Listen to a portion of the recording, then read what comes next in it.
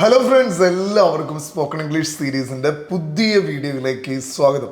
ഇന്ന് നമ്മൾ പഠിക്കാൻ പോകുന്നത് നമ്മുടെ വീട്ടിൽ നമ്മുടെ കുട്ടികളുമായിട്ട് സംസാരിക്കാൻ സാധിക്കുന്ന 20 കിട്ടിലൻ ഇംഗ്ലീഷ് സെൻറ്റൻസസ് ആണ്. ഞാൻ ഇന്ന് ഇത് പഠിപ്പിക്കാമെന്ന് വിചാരിച്ചതിൻ്റെ ഒരു റീസൺ, പല പാരൻസിനും വലിയ ആഗ്രഹമാണ് അവരുടെ മക്കൾ നല്ല ഭംഗിയായിട്ട് ഇംഗ്ലീഷ് സംസാരിക്കണമെന്നുള്ളത്. ഇപ്പം നമ്മുടെ കുട്ടികൾ മലയാളം മീഡിയത്തിലാണെങ്കിലും ഇംഗ്ലീഷ് മീഡിയത്തിലാണെങ്കിലും ഏത് മീഡിയത്തിൽ പഠിക്കുന്ന കുട്ടികളാണെങ്കിലും അവരുടെ അടുത്ത് നമുക്ക് വീട്ടിൽ ചെറുതായിട്ട് ഇംഗ്ലീഷൊക്കെ സംസാരിച്ച് പ്രാക്ടീസ് ചെയ്യാൻ പറ്റുകയാണെങ്കിൽ രണ്ട് ഗുണമുണ്ട്. ഒന്ന്, നമ്മുടെ കുട്ടികളുടെ ഇംഗ്ലീഷ് നന്നായിട്ട് ഡെവലപ്പ് ചെയ്യും. രണ്ട്, നമ്മളുടെ ലാംഗ്വേജ് അതിനോടൊപ്പം തന്നെ ഡെവലപ്പ് ചെയ്യും. ഓക്കെ, അപ്പോൾ രണ്ട് പേർപ്പസ്, രണ്ട് ഡെവലപ്മെൻറ്റ് ഒരേ സമയത്ത് സംഭവിക്കുമ്പോൾ നമ്മൾ ഡെഫിനറ്റ് ആയിട്ട് അത് ചെയ്യേണ്ടത് ആവശ്യമാണ്. അതുകൊണ്ടാണ് ഞാൻ വിചാരിച്ചത് ഇന്നത്തെ വീഡിയോയിൽ നമ്മൾ കുട്ടികളായിട്ട് എങ്ങനെയാണ് ഇംഗ്ലീഷ് സംസാരിക്കുക, അല്ലെങ്കിൽ അവരായിട്ട് സംസാരിക്കാൻ നിങ്ങൾക്ക് സഹായകരമാകുന്ന ഒരു 20 സെൻറ്റൻസ്, ഒരു സ്റ്റാർട്ടിങ്ങിനൊക്കെ വേണ്ടിയിട്ടാണ് നമ്മൾ ഈ സെൻറ്റൻസസ് പഠിപ്പിക്കുന്നത്. അതുകൊണ്ട് നിങ്ങൾക്ക് സാധിക്കുകയാണെങ്കിൽ നിങ്ങൾ ഡെഫിനറ്റ് ആയിട്ടും ഈ സെൻറ്റൻസസ് മുഴുവൻ എഴുതിയെടുക്കണം. നിങ്ങളുടെ കുട്ടികളുടെ അടുത്ത് ഇത് പ്രാക്ടീസ് ചെയ്യാനായിട്ട് ഇന്ന് മുതൽ തുടങ്ങണം. ഓക്കെ, അപ്പോൾ നമുക്ക് സമയം കളയാതെ ഒന്നാമത്തെ സെൻറ്റൻസിലേക്ക് പോവാം.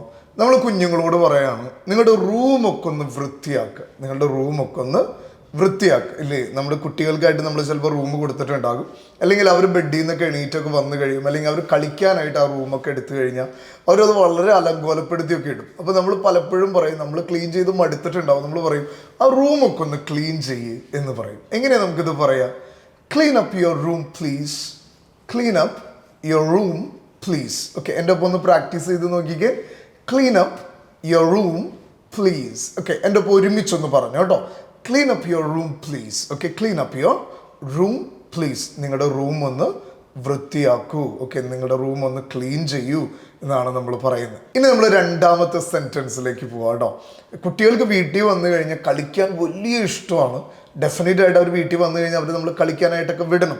ചില മുടക്ക് ദിവസങ്ങളിലൊക്കെ അവർ കൂടുതൽ സമയമൊക്കെ കളിക്കാൻ പോകുമ്പോൾ സ്വതവേ അമ്മമാർ പറയുന്ന ഒരു ഡയലോഗ് ഉണ്ട്, കളിക്കാൻ പോണതിന് മുമ്പ് ആ ഹോംവർക്കൊക്കെ ഒന്ന് ചെയ്ത് തീർത്തോട്ടോ എന്ന് പറയും. ഇല്ലേ, കളിക്കാൻ പോണതിന് മുമ്പ് ഹോംവർക്ക് ചെയ്ത് തീർത്തിട്ട് നീ കളിക്കാൻ പോയാൽ മതി. നമ്മളൊരു കണ്ടീഷൻ വെക്കും, ഒരു ഡിമാൻഡ് വെക്കും.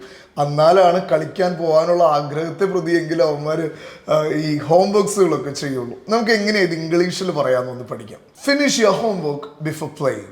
Finish your homework before playing. ഓക്കെ, കളിക്കുന്നതിന് മുമ്പ് ഹോംവർക്ക് തീർത്തേക്കണം. Finish your homework before playing. ഇനി നമ്മൾ മൂന്നാമത്തെ സെൻറ്റൻസിലേക്ക് പോവാണ്. നമ്മൾ പറയാണ്, നമ്മുടെ മക്കളൊക്കെ തീരെ ചെറിയ കുട്ടികളൊക്കെ ആണെന്നുണ്ടെങ്കിൽ നമ്മൾ അവരുടെ ടോയ്സ് ഇട്ട് വയ്ക്കാനായിട്ട് നമ്മൾ വീട്ടിൽ ഒരു വലിയ പാത്രം മേടിക്കും. കാരണം പല തവണകളായിട്ട് നമ്മൾ ടോയ്സ് മേടിച്ച് പാത്രമൊക്കെ നിറഞ്ഞിട്ടുണ്ടാകും.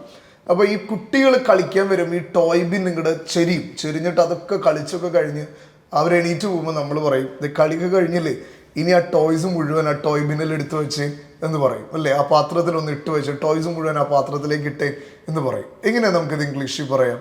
Puttu away your toys in the toy bin. എങ്ങനെയാണ് പറയാം?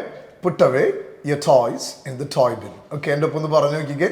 Puttu away your toys in the toy bin. Okay, ഇന്ന് മുതൽ നമ്മൾ കുട്ടികളോട് ടോയ്സ് എടുത്ത് വെക്കാൻ, എസ്പെഷ്യലി ചെറിയ കുട്ടികളോട് ഇപ്പോഴേ ലാംഗ്വേജ് സംസാരിച്ച് പ്രാക്ടീസ് ചെയ്യുന്നത് നല്ലതാണ്. പറഞ്ഞേക്കണം, put away your toys in the toy bin. ഇനി നമ്മുടെ മക്കൾക്കുള്ള മറ്റൊരു സ്വഭാവമാണ്, സ്കൂളിൽ നിന്നൊക്കെ വന്നു കഴിഞ്ഞാൽ അല്ലെങ്കിൽ കളിയൊക്കെ കഴിഞ്ഞ് കഴിഞ്ഞാൽ അവരുടെ ഡ്രസ്സൊക്കെ വലിച്ചു വാരി അവിടെ ഇവിടെയൊക്കെ ഇടും. ഇല്ലേ, ഇപ്പം നമ്മൾ പറയുമ്പോൾ ആ ഡ്രസ്സ് ആ കുളത്തിലൊന്ന്, ആ ഹുക്കിലൊന്ന് കൊളത്തിയിട്ടേ, ആ കുളത്തിലൊന്ന് തൂക്കിയിട്ടേ എന്നൊക്കെ നമ്മൾ പറയും. അല്ലേ, എങ്ങനെ നമുക്ക് പറയാം? Hang your shirt on the hook. എങ്ങനെ പറയാം? Hang your shirt on the hook. Okay, shirt ആ ഹുക്കിലൊന്ന് കൊളത്തിയിടൂ. Hang your shirt on the hook. Okay, എൻ്റെ ഒപ്പം പറഞ്ഞു നോക്കിക്കോ. Hang your shirt on the hook.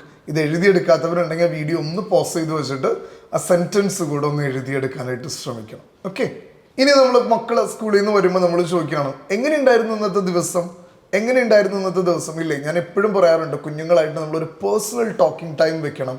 കുഞ്ഞുങ്ങൾ സ്കൂളിൽ നിന്നൊക്കെ വന്ന് അവർ തൊട്ട് തലോടിയിട്ടൊക്കെ അവരോട് ചോദിക്കണം, എങ്ങനെയുണ്ടായിരുന്നു കുഞ്ഞ് നിൻ്റെ ഇന്നത്തെ ദിവസം? എങ്ങനെയുണ്ടായിരുന്നു നിൻ്റെ ദിവസം എന്ന് ചോദിക്കണം. ഓക്കെ, എങ്ങനെ നമുക്കിത് ഇംഗ്ലീഷിൽ ചോദിക്കുക? How was your day at school? എങ്ങനെയാണ് ചോദിക്കുക? How was your day at school? Okay, ഈ ഒരു ചോദ്യം എല്ലാ പാരൻസും നിർബന്ധമായിട്ട് കുട്ടികളുടെ അടുത്ത് ചോദിക്കേണ്ട ഒരു ചോദ്യം കേട്ടോ. എങ്ങനെ ചോദിക്കുക? How was your day at school? Okay, how was your day at school? ഇന്ന് മക്കളെ സ്കൂളിൽ നിന്ന് തിരിച്ചു വരുമ്പോൾ നിങ്ങൾ ഇതുപോലെ ചോദിക്കണം. എങ്ങനെ? How was your day at school? Okay, ഇനി ഓഫീസിൽ കഴിഞ്ഞ് വരുന്ന കുഞ്ഞുങ്ങളാണെങ്കിലും വയസ്സായ അമ്മമാരൊക്കെ ഒത്തിരി പേര് നമ്മുടെ പ്രോഗ്രാം കാണുന്നുണ്ട്. അവരോട് നിങ്ങൾക്ക് ചോദിക്കാം how was your day at office? Okay, how was your day at office എന്ന്. ഓക്കെ, ഇനി നമ്മൾ ദിവസമൊക്കെ എങ്ങനെയുണ്ടെന്ന് ചോദിച്ചു കഴിഞ്ഞതിന് ശേഷം സ്വാഭാവികമായിട്ട് നമ്മൾ ചോദിക്കുന്ന ഒരു ചോദ്യമായിരിക്കും, ഇന്നെന്താ പഠിപ്പിച്ച്? ഇന്നെന്താ പഠിച്ചേ? ഓക്കെ, ഇന്നെന്താ പഠിച്ചേ എന്ന് നമ്മൾ ചോദിക്കും അല്ലേ? ഇന്നെന്താ നമ്മൾ പഠിച്ചേ എന്ന് ചോദിക്കും. ഓക്കെ, കാരണം നമുക്കൊരു ക്യൂരിയോസിറ്റി ഉണ്ടാവും. കാരണം അതിനെ ബേസ് ചെയ്തിട്ടായിരിക്കും അന്നത്തെ ദിവസത്തെ ഹോംവർക്കൊക്കെ നമുക്ക് പ്ലാൻ ചെയ്യാനായിട്ട്, പിള്ളേരെ കൊണ്ട് ഇരുത്തി പഠിപ്പിക്കാനൊക്കെ ആയിട്ട്. അപ്പോൾ ഇന്ന് എന്താ പഠിച്ചേ എന്ന് നമ്മൾ ചോദിക്കുകയാണ്. എങ്ങനെ ചോദിക്കുക? What did you learn today? What did you learn today? ഇങ്ങനെ ചോദിക്കുക, what did you learn today? എൻ്റെ ഒപ്പം ഒന്ന് റിപ്പീറ്റ് ചെയ്തേ, what did you learn today? എന്താ സ്കൂളിൽ നിന്ന് പഠിച്ചേ? എന്താ ഇന്ന് പഠിച്ചേ എന്നൊക്കെ ചോദിക്കുകയാണ്. What did you learn today? അപ്പോൾ കുഞ്ഞ് പറയാണ്, ഞാൻ ഇന്ന കാര്യങ്ങളൊക്കെ ചെയ്തു, ഇന്നതൊക്കെ പഠിച്ചു, ഇന്ന ഹോംവർക്സുകളുണ്ട് എന്ന് വിശേഷങ്ങളൊക്കെ പറയുമ്പോൾ നമ്മൾ ഒരുമിച്ച് പറയണം, എന്നാൽ നമുക്ക് നമ്മുടെ ഹോംവർക്ക് ചെയ്താലോ, നമുക്കൊന്ന് ഹോംവർക്ക് ചെയ്താലോ, അമ്മയും കൂടെ കൂടാം അല്ലെങ്കിൽ അപ്പയും കൂടെ കൂടാം, നമുക്കൊന്ന് ഹോംവർക്ക് ചെയ്താലോ എന്ന് പറയാണ്. എങ്ങനെ പറയാം? Let's do your homework together. എങ്ങനെ പറയാം? Let's do your homework together. നമുക്ക് ഒരുമിച്ച് നിന്റെ ഹോംവർക്ക് ചെയ്യാം. Let's do your homework together. Okay, let's do your homework together. ഇനി നമ്മൾ ഹോംവർക്കൊക്കെ ചെയ്ത് കഴിഞ്ഞിട്ട് നമ്മൾ അവരോട് മറ്റു വിശേഷങ്ങൾ ചോദിക്കണം. അപ്പോൾ ചോദിക്കുകയാണ്, നിന്റെ ബെസ്റ്റ് ഫ്രണ്ടിനെ കുറിച്ച് എന്തെങ്കിലുമൊക്കെ പറഞ്ഞ് എന്ന് ചോദിക്കുകയാണ്. ഓക്കെ, നിന്റെ ബെസ്റ്റ് ഫ്രണ്ടിനെ കുറിച്ച് എന്തെങ്കിലുമൊക്കെ പറയാവോ എന്ന് ചോദിക്കുകയാണ്. Can you tell me about your best friend? Can you tell me about your best friend? Okay, സ്വതവേ കുട്ടികൾ ഒരുപാട് കാര്യങ്ങൾ അവരുടെ ഫ്രണ്ട്സിനെ കുറിച്ച് നമ്മളോട് പറയും. ഇനി അവർ പറയാത്തവരാണെങ്കിൽ നിങ്ങൾക്ക് ചോദിക്കാം, can you tell me about your best friend?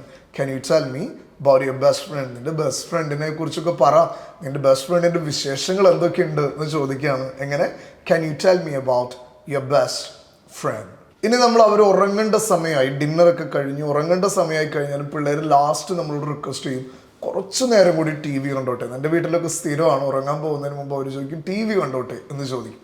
അപ്പോൾ നമ്മൾ ടി വി കാണാനൊക്കെ ഒരു 15-20 മിനിറ്റൊക്കെ അനുവദിച്ച് കഴിഞ്ഞാലും ഇവർ ഉറങ്ങേണ്ട സമയമായാലും ഇവർ ഉറങ്ങത്തില്ല. ഇവരിങ്ങനെ ടി വിയിൽ ഇങ്ങനെ മുഴുകിയിരിക്കും, യൂട്യൂബിലൊക്കെ ഇങ്ങനെ മുഴുകിയിരിക്കും. നമ്മൾ പറയും, ഇനി ടി വിക്ക് നിർത്തിയാൽ പോയി ഉറങ്ങേണ്ട സമയമായി, അല്ലെങ്കിൽ ടി വി നിർത്തിയാൽ ഉറങ്ങേണ്ട സമയമായി എന്ന് പറയും. ഓക്കെ, എല്ലാ അമ്മമാർക്കും ഉപകാരപ്പെടുന്ന ഒരു ഡയലോഗാണ്, ടി വി നിർത്ത്, ഉറങ്ങേണ്ട സമയമായി.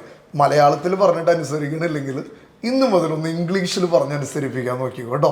അത് ഇങ്ങനെ വേണം പറയാനായിട്ട്. Turn off the TV, it's time for bed. Okay, എങ്ങനെ പറയാം? Turn off the TV, it's time for bed. Okay, എൻ്റെ ഒപ്പം ഒന്ന് പറഞ്ഞു നോക്കിക്കേ. Turn off the TV, it's time for bed. Okay, turn off the TV, it's time for bed. TV ഒക്കെ നിർത്ത്, ഉറങ്ങാനായിട്ട് സമയമായി. ഇനി നമ്മൾ 10ാമത്തെ സെൻറ്റൻസിലേക്ക് പോവാണ്.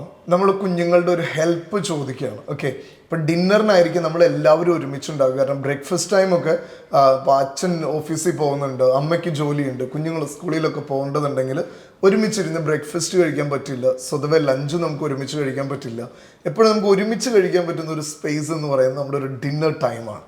അപ്പോൾ ഡിന്നർ നമ്മൾ വളരെ കാര്യമായിട്ടൊക്കെ പ്രിപ്പയർ ചെയ്യും. അപ്പോൾ നമ്മൾ മക്കളോടൊരു ഹെൽപ്പ് ചോദിക്കുകയാണ് ഡിന്നറിന് ടേബിൾ ഒരുക്കാനായിട്ട്, അതായത് പാത്രങ്ങൾ വെക്കാനും കറികൾ എടുത്ത് വെക്കാനൊക്കെ ആയിട്ട് എന്നെ ഒന്ന് ഹെൽപ്പ് ചെയ്യാവോ എന്ന് ചോദിക്കുകയാണ്. ഒരു റിക്വസ്റ്റ് കുഞ്ഞുങ്ങളോട് ചോദിക്കുകയാണ്. എങ്ങനെ നമുക്കിത് ചോദിക്കാം? Can you help me set the table four dinner? Can you help me set the table four dinner? Can you help me set the table four dinner? Okay, ഇങ്ങനെ ചോദിക്കുക, can you help me set the table four dinner? ഇനി നമ്മൾ ചില ദിവസങ്ങളിൽ നമ്മൾ മക്കൾക്ക് ചില toys മേടിച്ചു കൊടുക്കും. അപ്പോൾ അവരുടെ ഫേവറേറ്റ് ആയിട്ടുള്ള ടോയ് എന്നൊക്കെ പറഞ്ഞിട്ടായിരിക്കും നമ്മൾ മേടിച്ചു കൊടുക്കുക. വീട്ടിൽ 2-3 മക്കളൊക്കെ ഉണ്ടെന്നുണ്ടെങ്കിൽ ഒരു ടോയ് മേടിച്ചു കൊടുത്താൽ ആദ്യത്തെ ദിവസം കഴിയുമ്പോൾ പിന്നെ ആ ടോയ്ക്ക് വേണ്ടിയിട്ട് 2 പേരും 3 പേരും തല്ല പിടിക്കാനായിട്ടൊക്കെ തുടങ്ങും. അപ്പോൾ നമ്മൾ പറയും, എടാ അത് നിൻ്റെ അനിയനായിട്ടോ ബ്രദറായിട്ടൊക്കെ ഒന്ന് ഷെയർ ചെയ്യും. എന്തിനാ നീ തന്നെ കളിക്കുന്നത്? നീ ഷെയർ ചെയ്ത് കളിക്കുമ്പോഴല്ലേ അതിനൊരു വലിയ വാല്യൂ ഉള്ളൂ എന്ന് നമ്മൾ പറയും. ഓക്കെ, നിൻ്റെ ടോയ്സ് അനുജനായിട്ടോ സിസ്റ്ററായിട്ടോ ഒക്കെ ഒന്ന് ഷെയർ ചെയ്യ് എന്നെങ്ങനെ പറയാം? Share your toys with your brother. Share your toys with your brother. Okay, ഇനി സിസ്റ്ററായിട്ടാണെങ്കിലോ share your toys with your sister. Okay, share your toys with your sister. Okay, നല്ലതാട്ടോ മക്കളെ കൊണ്ട് അങ്ങനെ ഷെയർ ഒക്കെ ചെയ്യിപ്പിച്ച് ടോയ്സ് ഒക്കെ കളിപ്പിക്കുന്നത്. ആ സമയത്ത് ഒന്ന് ഇംഗ്ലീഷിൽ പറയണം, share your toys with your brother, അല്ലെങ്കിൽ share your toys with your sister എന്ന്. ഓക്കെ, ഇത് നമ്മൾ പുറത്തു പോവാണ്. അപ്പോൾ മക്കൾ വളരെ ത്രില്ലിലായിരിക്കും പുറത്തു പോകാനൊക്കെ. അപ്പോൾ നമ്മൾ പറയും, എടാ ഷൂ ഒക്കെ ഇടും, നമുക്ക് പുറത്തു പോവാം എന്ന് പറയും ഇല്ലേ. ഷൂ ഒക്കെ ഇട്, നമുക്ക് പുറത്തു പോകാം. Okay, put on your shoes, we are going out. Okay, put on your shoes, we are going out. എങ്ങനെ പറയാം? Put on your shoes, we are going out. Okay, ഇന്ന് തുടങ്ങി മക്കളോട് ഷൂസ് ഇടാനായിട്ടൊക്കെ പറയുന്നത് അങ്ങനെയായിരിക്കണം. Put on your shoes, we are going out. ഇനി നമുക്ക് അടുത്ത സെന്റൻസിലേക്ക് പോകട്ടെ. നമ്മുടെ മക്കൾക്കൊക്കെ ഈ വെജിറ്റബിൾസ് കഴിക്കാനായിട്ട് വലിയ മടിയാണ്. പക്ഷെ നമ്മൾ ഡെസേർട്ട്സ്, ഐസ്ക്രീംസ് ഒക്കെ കൊടുത്തു കഴിഞ്ഞാൽ അത് കഴിക്കാനൊക്കെ ഭയങ്കര ഇൻട്രസ്റ്റുമാണ്. അപ്പോൾ നമ്മൾ ചില സമയങ്ങളിൽ നമ്മുടെ ഡിന്നർ ടേബിളിലൊക്കെ ഒരു കണ്ടീഷൻസ് വെക്കും. ആ വെജിറ്റബിൾ മുഴുവൻ തീർത്താൽ നിങ്ങൾക്ക് ഡെസേർട്ട്സ് കഴിക്കാം, അല്ലെങ്കിൽ ഐസ്ക്രീംസ് കഴിക്കാം എന്നൊക്കെ നമ്മൾ പറയും. ഓക്കെ, അപ്പോൾ എങ്ങനെയാണ് നമുക്കത് ഇംഗ്ലീഷിൽ പറയാം? Finish your vegetables before having desserts. Okay, എങ്ങനെ പറയാം?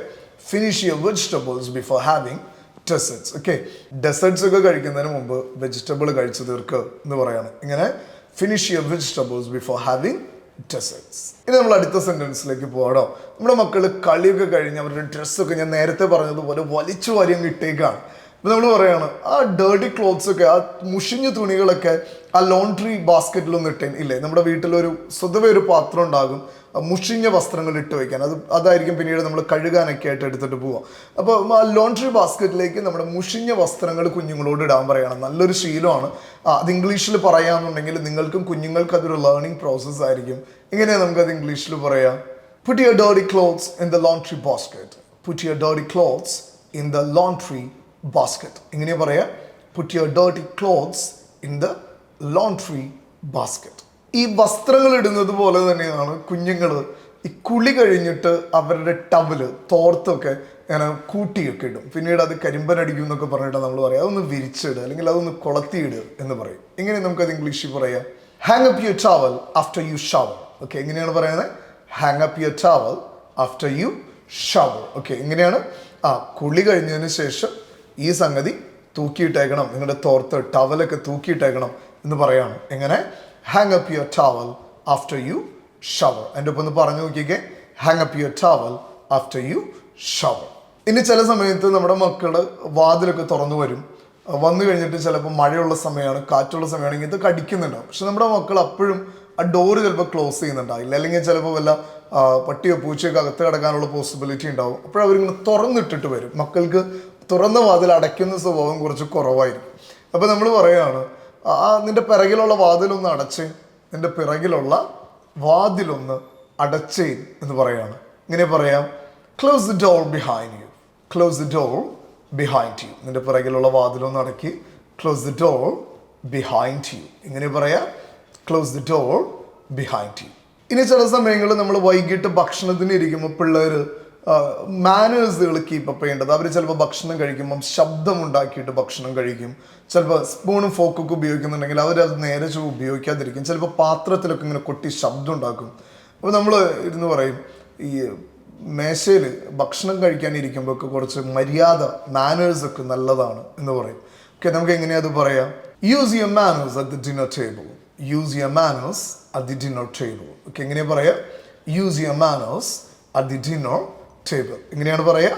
Use your manners at the dinner table. ഇനി നമ്മൾ മക്കൾക്ക് അടിപൊളി ഫുഡൊക്കെ ഡിന്നറിന് പ്രിപ്പയർ ചെയ്തിട്ടുണ്ടെങ്കിൽ ചിലപ്പോൾ ഇവന്മാർ ഇതൊക്കെ കണ്ടു കഴിയുമ്പോൾ എക്സൈറ്റ്മെൻറ്റിൽ ആ കൈ പോലും കഴുകാതെ വന്നിട്ട് ഭക്ഷണം കഴിക്കാനിരിക്കും. അപ്പം നമ്മൾ പതുക്കെ എണീപ്പിക്കും, ഡാ എണീറ്റ് പോയി കൈ കഴുകിക്കാൻ, ഭക്ഷണം കഴിക്കുന്നതിന് മുമ്പ് കൈ കഴുകിക്കാൻ എന്നൊക്കെ പറയും. എങ്ങനെ നമ്മൾ പറയാം? Wash your hands before eating. Wash your hands before eating. Okay, ഭക്ഷണം കഴിക്കുന്നതിന് മുമ്പ് കൈ കഴുകുക എന്ന് പറയാണ്. എങ്ങനെ? Wash your hands before eating. Okay, wash your hands before eating. ഇനി നമ്മൾ മക്കളോട് പറയാണ്, ഹോംവർക്ക് ഒക്കെ സഹായിക്കാം. നമ്മൾ നേരത്തെ ഹോംവർക്ക് ചെയ്യുന്ന കാര്യം പറഞ്ഞായിരുന്നു. നമ്മളിരുന്ന് ഹോംവർക്കൊക്കെ ചെയ്യാൻ സഹായിച്ചു. ബാലൻസ് ഉള്ള വർക്ക് മക്കളെ തന്നെ ഏൽപ്പിച്ചിട്ട് നമ്മൾ പറയാണ്, ഓക്കെ ഇനി നിൻ്റെ ഹോംവർക്ക് തീരുമ്പോൾ എന്നോട് പറയാം, അപ്പം ഞാൻ വന്ന് സഹായിക്കാം. ഓക്കെ, ഹോംവർക്ക് തീരുമ്പോൾ എന്നെ അറിയിക്ക്, ഞാൻ വരാം എന്ന് പറയാണ്. ഓക്കെ, അല്ലെങ്കിൽ നമ്മൾ പറയാണ്, നിൻ്റെ ഹോംവർക്ക് തീരുമ്പോൾ എന്നെ ഒന്ന് അറിയിക്ക് എന്ന് പറയാം. എങ്ങനെയാണ് നമുക്കത് പറയാൻ നോക്കാം? Let me no when you finish your homework. Let me no when you finish your homework. എങ്ങനെയാണ് പറയുക? Let me no when you finish your homework. Let me no when you finish your homework. ഇപ്പം വീട്ടിലുള്ളവരോട് respect കാണിക്കണം എന്ന് പറയും. Okay, അത് മുതിർന്നവർ മാത്രമല്ല, ഒരു എക്സെപ്ഷണൽ കേസായിട്ട് പറഞ്ഞതാണ്. വീട്ടിലുള്ള ആരോടും ഒരു റെസ്പെക്റ്റ് കാണിക്കേണ്ടത് ആവശ്യമാണ്, സ്പെഷ്യലി മുതിർന്നവരോട്. വീട്ടിലുള്ളവരോട് റെസ്പെക്റ്റ് കാണിക്കണമെന്ന് കുട്ടികളോട് എങ്ങനെയാണ് നമുക്ക് ഇംഗ്ലീഷിൽ പറയാം?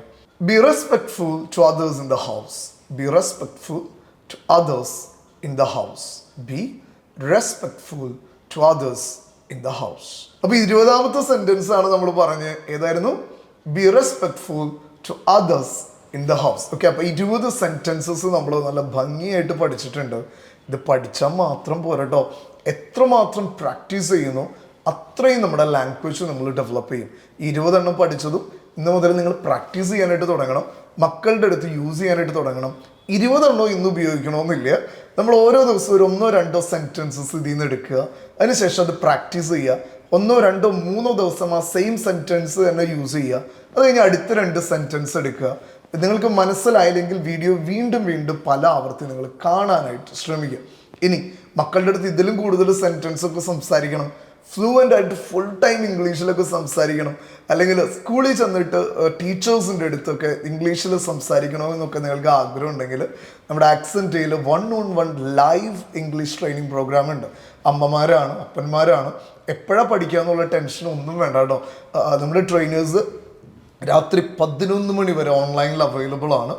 നിങ്ങൾക്ക് ഇഷ്ടമുള്ളൊരു സമയം ചൂസ് ചെയ്ത് ട്രെയിനേഴ്സിൻ്റെ അടുത്ത് നിന്ന് നേരിട്ട് ഇംഗ്ലീഷ് പഠിക്കും. ഓക്കെ, അങ്ങനെ താല്പര്യമുള്ളവർ ഈ താഴെ കാണുന്ന നമ്പറിൽ കോൺടാക്ട് ചെയ്താൽ മതി. നിങ്ങളുടെ ഇംഗ്ലീഷ് ഭംഗിയാക്കി തരാമെന്ന് ഞാൻ നിങ്ങൾക്ക് ഗ്യാരണ്ടി തരാം. ഓക്കെ, അപ്പോൾ മറ്റൊരു വീഡിയോ ആയിട്ട് നമുക്ക് അടുത്ത ആഴ്ച വീണ്ടും കാണാം.